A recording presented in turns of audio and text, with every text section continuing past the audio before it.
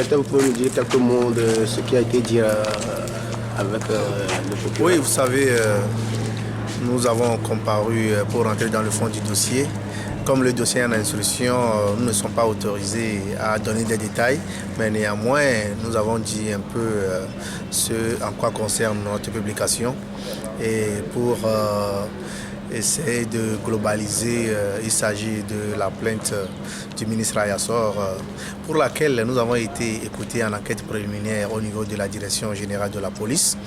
Et ça porte sur 3 milliards de francs CFA qui ont été décaissés par la société Ouassem au ministre Ayassor, dont on n'a pas trouvé les traces parce que les 3 milliards étaient destinés à construire ou à réparer la route Thiévier-Tablibo. Ouassem a versé l'argent n'a pas été servi, n'a pas servi à construire la route. Nous nous sommes posé des questions, nous avons parlé de détournement, nous avons parlé de vol, nous avons parlé également de corruption. Et nous reviendrons dans le fond du dossier pour apporter des éléments qui corroborent notre publication.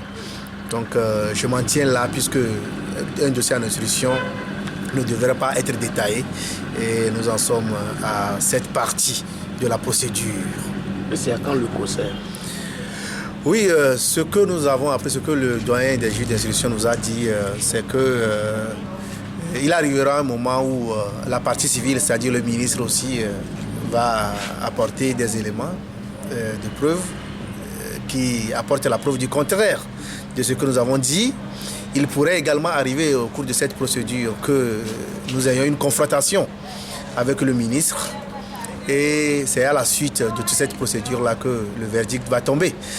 Donc la route est longue, si on peut le dire ainsi, si la procédure n'a pas été rapidement balayée. Je crois que la route est longue et nous allons continuer à comparaître ou bien seul, ou bien avec la partie civile, ou bien avec le ministre lui-même, ou bien avec les avocats du ministre, ou bien avec nos avocats.